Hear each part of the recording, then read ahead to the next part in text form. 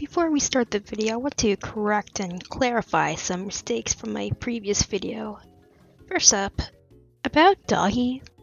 A lot of commenters mentioned how I forgot to mention CU's controversy. The rundown was that her original voice provider, Dahi Kim from the K-pop group Glamp, got arrested. I was well aware of this back then, but I didn't bring it up because people kinda already knew about that. And I was also under the impression that CU's English voice bank was not impacted by her voice provider's crime, at least timeline-wise, because her voice bank was put on suspended production in December of 2013, while Dahi was arrested in September of 2014. Looking back, it's very likely that Dahi's arrest was a nail in the coffin for CU's English voice bank. It sure was for her reputation.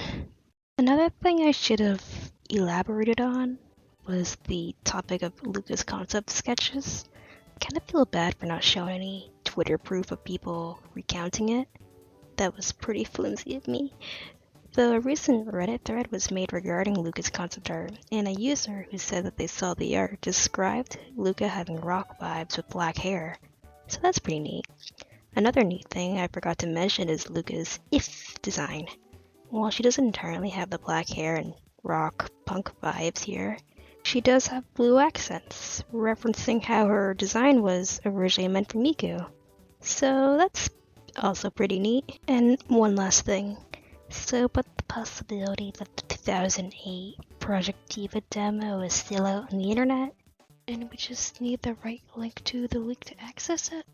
Well, as it turns out, the link to the Lost Project Diva demo does not exist, or at least the 2008 demo was never leaked in the first place. There's still a demo that is lost, it's just that the leak was only a rumor. With all of that off my chest, I'm gonna talk about some more lost and obscure Vocaloid content, starting with 7. Everyone in McKinney is dead. The temperature, the heat index right now in McKinney is 10,000. What is that? 101,105. So, Anri Rune, or according to other sources, Anri Rune, was the announcer for Fuji TV in 2012.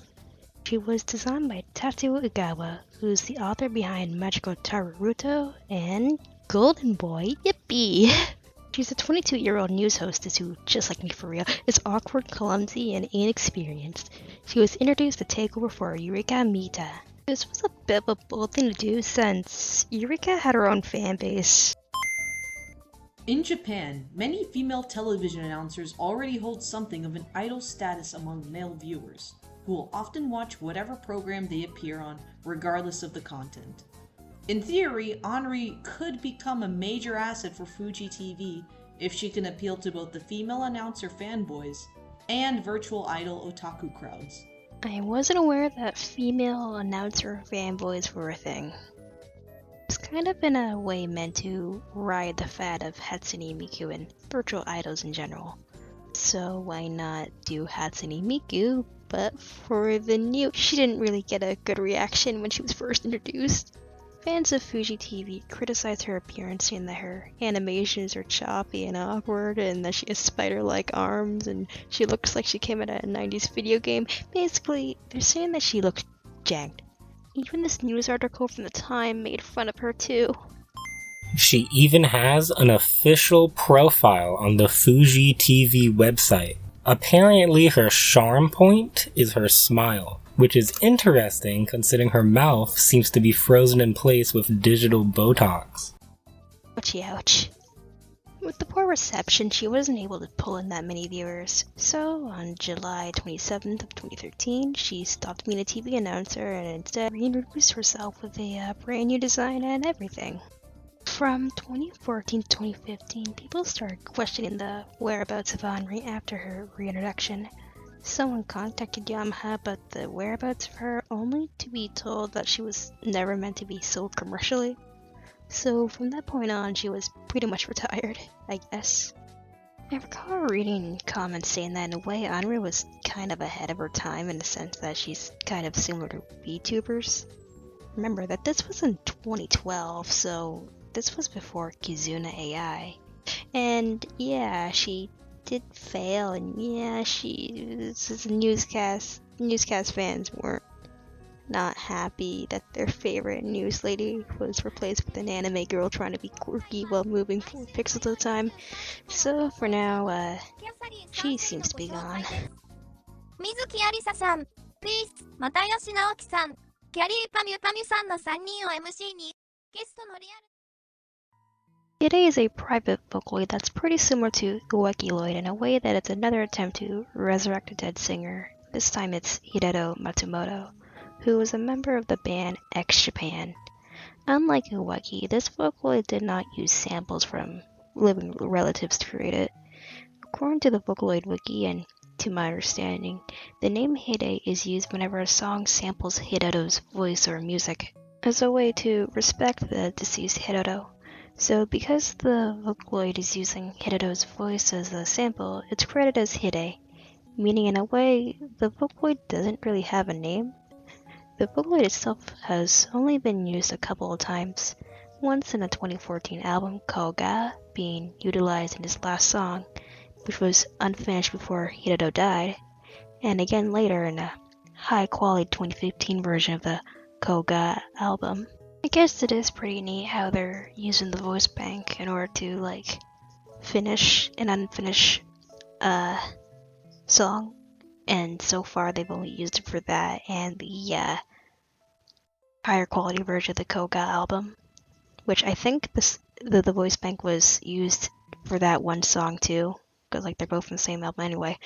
But like this kind of reminds me of that spiel I had about how robots won't steal your jobs or anything like that, but like looking back with hindsight, I am a bit concerned, you know, but you know how it is.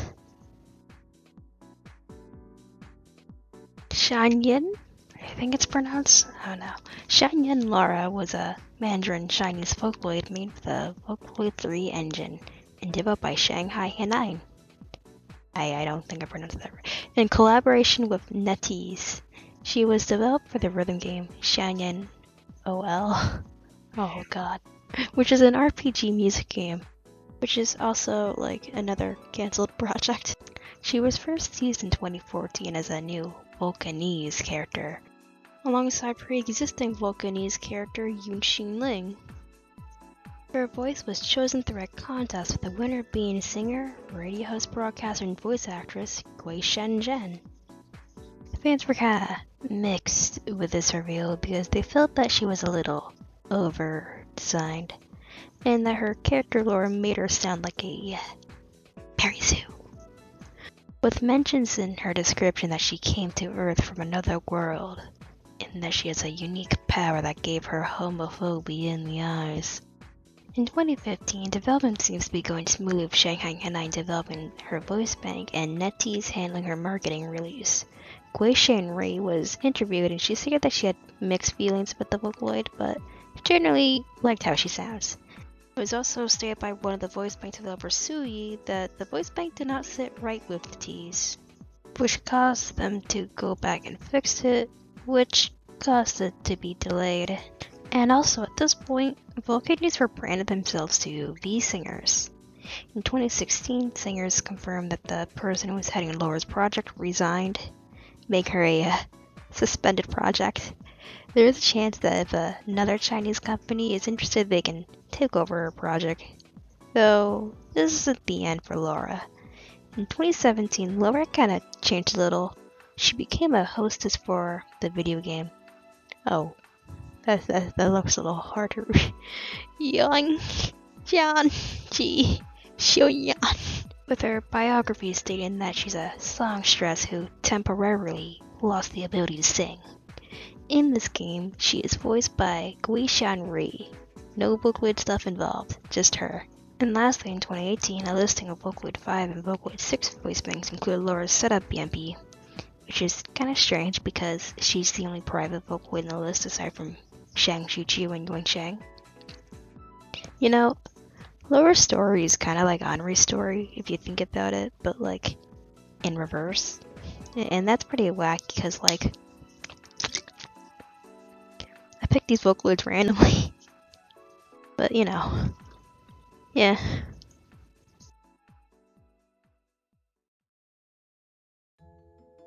Before I talk about a few more lost Vocaloid songs, I feel like I should explain what a Vocaloid ranking is.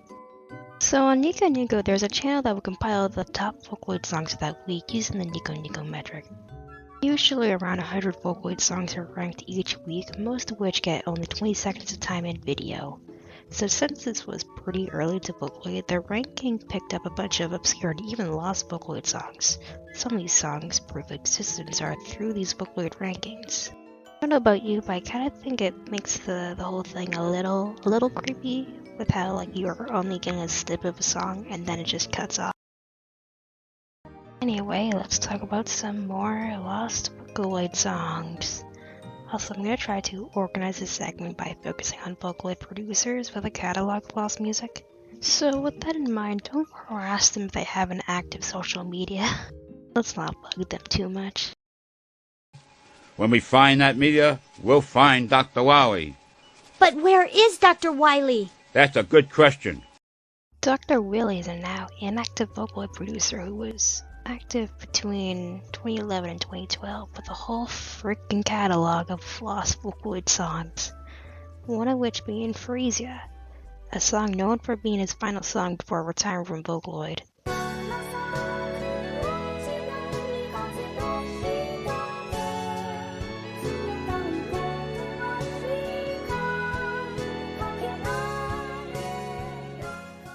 The song was released on Nico Nico on May 7, 2010, and finding information on this song is difficult because how after Dr. Wiley retired, Dr. Willy retired, he deactivated all of his socials.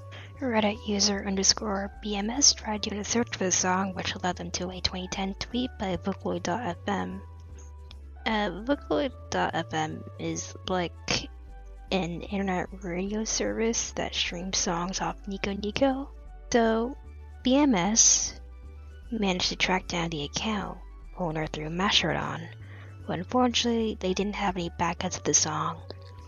The only way for Freesia to be found is if at least one of the 421 people were to download the song and archive it somewhere. And this is just Freesia. He still has a bunch of other songs that haven't been recovered yet. Like this one song called Iris, which kind of reminds me of Freesia in some ways.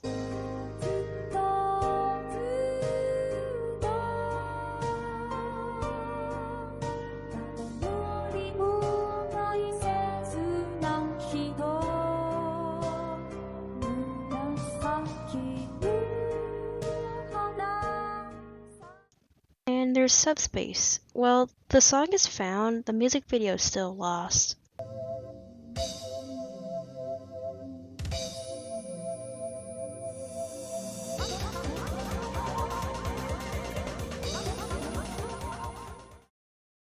You know, I had this whole spiel recorded about trivial garbage in particular being lost and how I like the instrumental of that song, but then I realized that it was found a few months ago, so I'm just stupid. But yay. Yippee! But you know, it kind of goes to show how well this archival effort is going for Dr. Willy's music catalog. So let's hope for more finds in the future. Hey, I'm still checking out Japanese TV. Isn't this that cartoon that causes seizures?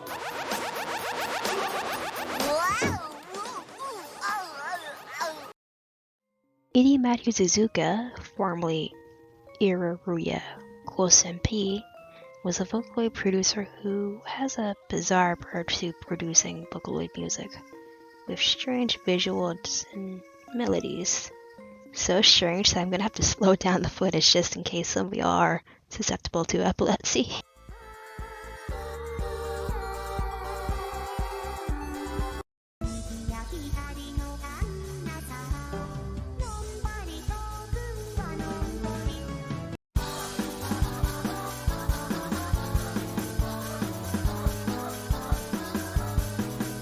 So, fun fact about that last song, it has a pretty interesting name. Apparently the origin is that Suzuka got a computer virus one day, and that it would play a moaning audio sound. So she sampled it and used it in the song. This song was so loved that she made a sequel. Anyway, that's enough rambling from me. What about her lost music? Well, she has quite a bit. Big thanks to Nightmare on the Lost Media Wiki forum for making a Lost Media Wiki forum post on the topic. It was a big help. So Suzuka made 2 albums called Aria and Aria. I think I mispronounced that. Basically, some of the music that were uploaded onto Nika Nuka and YouTube before the album's release had been recovered for the most part. But the songs that were made for the album are still missing, alongside some self-covers and instrumentals that were added in there.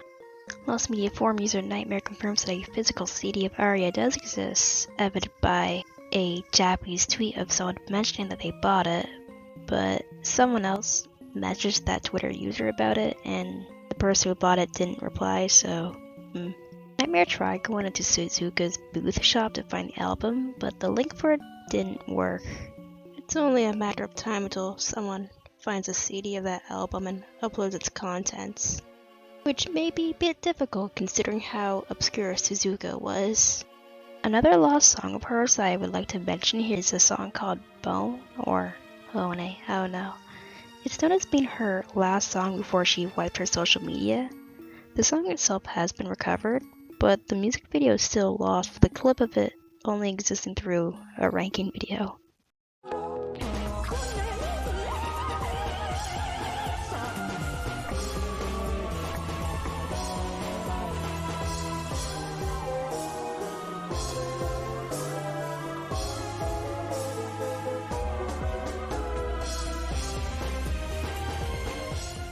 As for the availability of the reprints, at one point there was a YouTube channel that had more reprints of her older videos, which was deleted for an unknown reason. Though there's another that also has archive reprints, as well as some playlists on YouTube and SoundCloud. As for Itimatu Suzuka, she's still active as a VTuber nowadays. She still creates music as well as develop video games, one of which being a game called Go Home, where you play as a girl and your goal is to, well, go home. But things are a bit spooky. Another one of her games is called Yaso. It's a rhythm adventure horror game set in the Meiji era. Pretty neat. Also, her newer music isn't too shabby either. It almost gives me some Kikuo vibes a little. It's very pretty. I wish the best for all the people who are trying to find her lost music. I think it's pretty neat. If you're interested in her stuff, then I recommend checking her games or music, or her quite funky YouTube content. Though again, be warned that her old stuff is straight up flashing, so please be careful.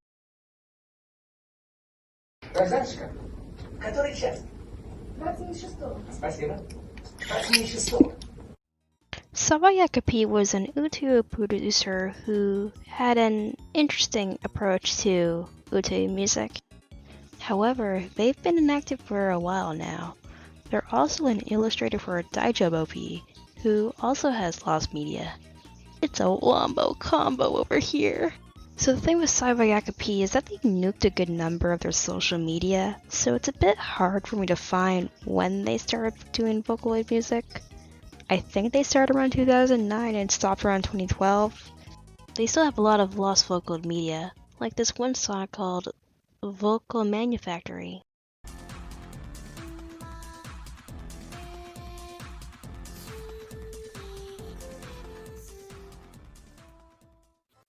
And there's this other song called Scooter, which I gotta say has a lot of partially found clips.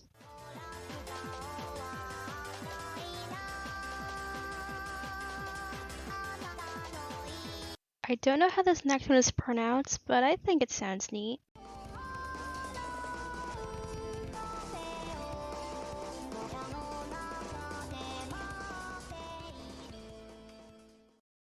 And while we're at it, let's also talk about Daijoubo P. So Daijoubo P is a producer who also makes freaky looking Vocaloid music.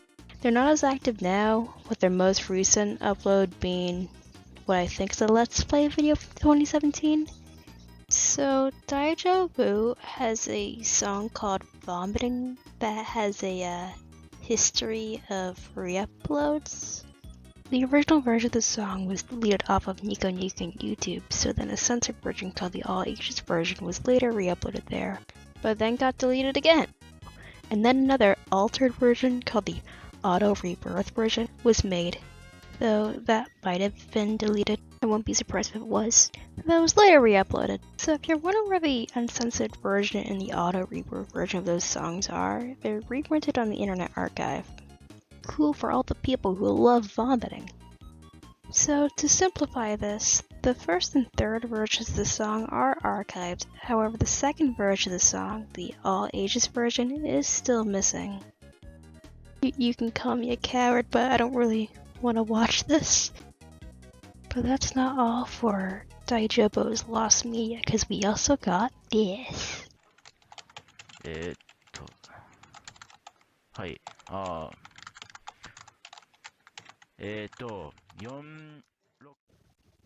I don't know what that was either.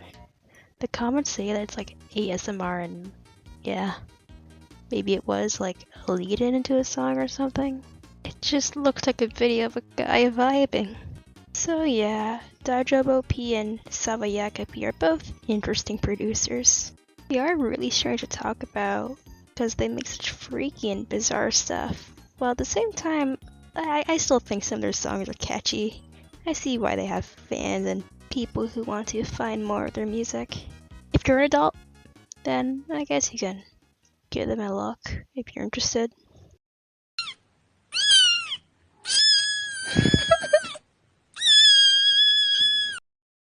So, on the other side of the spectrum of all of this quirkiness, there's CharikenP, who is a Vocaloid producer with more of a focus on energetic Vocaloid music.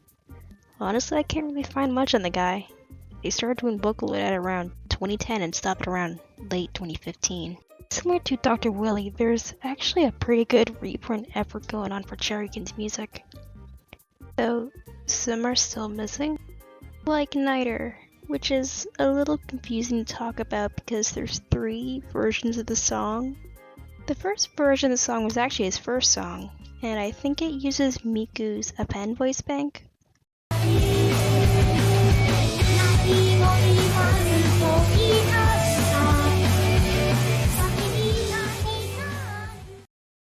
And then there's the second version of the song, which is also called Niter. And then there's the third version of Niter, called Niter Take 3, which isn't lost, but it just makes things a little bit more confusing, because on CharikenP's old YouTube channel, they named the Take 3 version of Niter just Niter. So I thought that that was Niter, like the lost versions, but it's not. It's just Niter Take 3, which isn't lost. So, yeah. Answer is another partially lost song of theirs. The song is found, but the music video is still lost.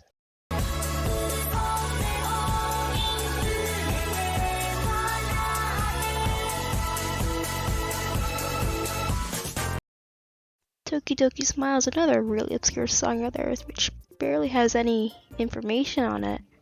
I was able to find a Twitter post saying that they listened to the song, but aside from that, I couldn't really find much on it. If you like the vibe of these songs, then check out the fella's channel and maybe even some of the reprinted videos.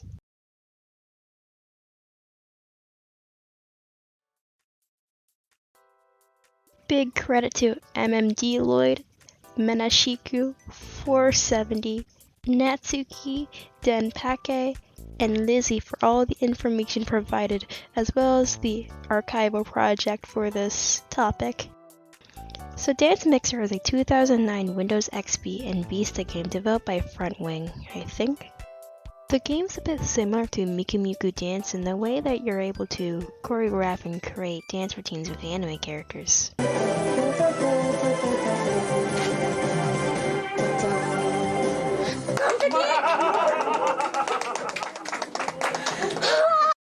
The game itself was a bit hard to come by because of how it was only distributed on the official DanceXMixer website. Unfortunately, that has been discontinued in 2012. So, can you play it nowadays? Yes. Thanks to Lost Media Forum user MMD Lloyd, he discovered a pirate version of the game in a Thai Sims 3 forum. Funky place to find it, and so he archived it. The Sims 3 Thai version wasn't the full game. So we spoke to Twitter user Nyartama-san about the game and got sent a physical copy. And now the game is archived and available in the Internet Archive. The game also had some character DLC, such as Gate Course, Me to Me, Yukata, and the 2 DLC characters you folks have been waiting for, Hatsune Miku and Gumi. Side tangent, I love how these models look. Especially Miku. I like how she looks like Kai's original render of her. She looks great. Those DLC aside, there's also another strange extra character named Stephanie. This character in particular is unique because she's based off a real-life person. And Memeloid tried loading her into the game, but unfortunately she lacks the data to do that. Anyway, although the first 3 DLC content I mentioned have been found, they're protected by an encryption system to prevent piracy and can't be loaded in. Memeloid and his team have been working on a crack to get these DLC to work. And also, even if Memeloid and his team got a copy of the game with the DLC legitimately inside, the encryption system would still make it so that they can't really do much with the data. A similar issue is also presented with the game's mod content, most of which is also gone.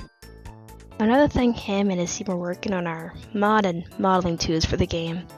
From what I can tell, the game's a bit difficult with the models it takes because it can only read .xp files, and there was an encryption protection aspect at one point, and so the team were able to get beta assets of DanceXMixer to load into user editor, which is pretty neat, because those files also had some protection thing going on, though it's not a big deal anymore in this case. And they're also working on a plugin that will make the .xp files compatible in Blender, which would make it a bit easier to mod the game.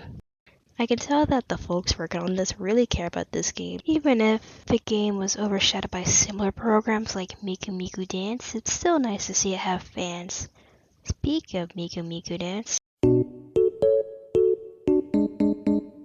I'm gonna try to keep this short because I'm reading off a timeline chart and I'm a bit burnt out.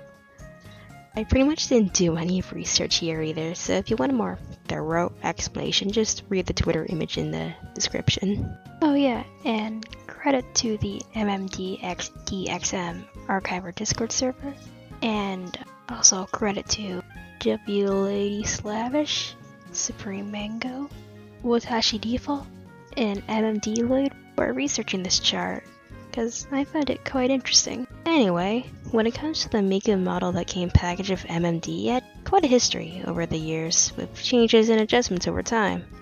And this chart goes over the more obscure history of the model. The first era of the models are called the Animasa Miku, with Animasa standing for Animation Master. Its first appearance was September 16, 2007. 6 months before Miku Miku Dance was released. Miku has a different outfit here than her usual. It almost looks like some sort of gothic dress. The theory here being that they only modeled her head and then later on down the line modeled the rest of her body. Then on September 23rd, 2007, there's the massive Miku with such a large forehead, which was later updated on October 27th to a much more cuter and cel-shaded look. This is called the Miku Fenyo site. For a time, these 2 Miku models were lost, but then were found by Denpake on September 12th of 2021. At this point, we're in the unofficial Blender era. A person named Yu Higuchi used the massive Miku model, and he also got the Animasa style model for his project. This whole thing led to VPDP, which was the code name for MMD. Yu used the unofficial custom edit rig of Miku in this, which is unfortunately lost. Now we're in the MMD model era, dated February 17, 2008. Basically, there's a Miku.xx and a OSM Miku model file that's just reused to convert to a PMD or a PMDX model. There were also plans for a len.xx and .osm model to be made for a len dance, but that never happened because the multi-model edition came up before that. Speaking of multi-model edition, now it's MMD multi-model edition era, basically where we are now. Throughout the years, there have been different early MMD Miku models that were based off the Animasa Miku and the Fenyo site Miku. The models you got depended on the version of MMD you got. And since some versions of MMD are lost, that means that the version 1.1 and the version 2.2 models are lost alongside those versions of MMD. As the image says, if you have these versions, then contact the Discord. You could help out in this search.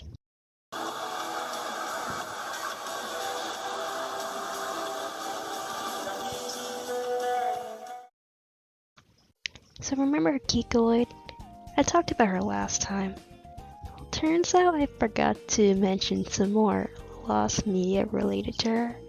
So in 2011, October 2022, a digital content expo took place at the National Museum of Emerging Science and Innovation in Tokyo. So to promote their new AR technology, they had a Vocaloid, Aoki Lapis, and Gumi showed off at a concert held in the expo.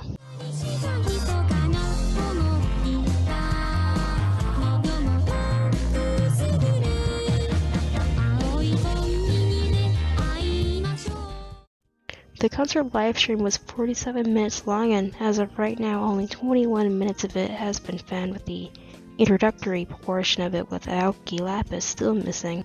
And not all the music in the concert is identified either. Some of the known music is sung by a Vocaloid, with the songs being Vocaloid Wiki and I'll See You at the Blue Convenience Store. There is a possibility that the music shown in the concert could be lost, but there's no confirmation for this. Number 1 Miku fan has done a great job so far with the search, so I wish her the best of luck with the rest of it.